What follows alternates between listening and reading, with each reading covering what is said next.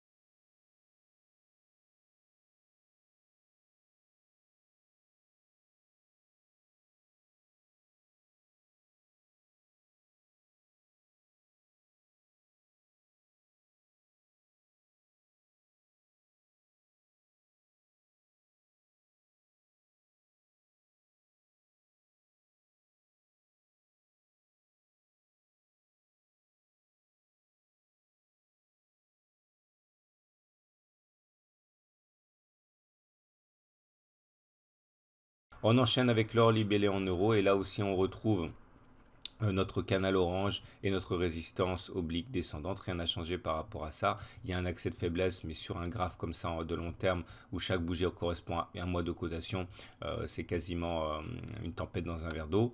Ce qui est intéressant à noter, c'est que l'analyse hebdomadaire, elle montre là aussi que les choses se sont un petit peu dégradées. La moyenne mobile à 20 semaines a été attaquée. On est au contact de cette moyenne mobile à 20 semaines. Vous voyez, la M20 a commencé à descendre comme ça. Donc on a perdu la tendance haussière au regard de la moyenne mobile à 20 semaines. On est à nouveau en tendance neutre avec une bougie qui est au contact de cette moyenne mobile. Pour la tendance au regard des pics et des creux, je pense que c'est en préparation d'être haussier puisqu'on a inscrit un plus haut, certes marginal, mais on a inscrit un léger plus haut. Donc il suffirait qu'on n'aille pas plus bas que ce plus bas ici à 34 500 à peu près pour que les pics et les creux soient devenus ascendants. Ça va se travailler, hein, cette histoire, on va voir. Mais bon, globalement, on est neutre parce que ce que j'ai dit, c'est une supposition. Donc on a simplement des pics qui montent et des creux qui descendent. Donc il n'y a pas de tendance établie, mais j'ai l'impression qu'on est en train de construire une tendance haussière au regard de ce critère. L'Ishimoku nous montre également les prochains supports et résistances. Prochaine résistance 36 600, c'est la Kijun. Prochain support, les 35 450 à peu près, c'est le nuage la SSB du nuage. Il me semble qu'il n'y a rien de significatif avant. Graphiquement, voilà où on en est. On est revenu sur ce canal noir qu'on avait cassé. C'est dommage. On l'a réintégré, mais là, c'est pas une réintégration qui est très très franche. Là aussi, il faut toujours attendre une bougie de confirmation pour tirer des conclusions plus sûres. Donc du coup, effectivement, je pense que là aussi, on est plutôt sur une zone de support. Par contre, si on réintégrait le canal noir, ce serait vraiment pas super pour la suite. On met tout ça sur le même graphe et voilà ce que l'on a.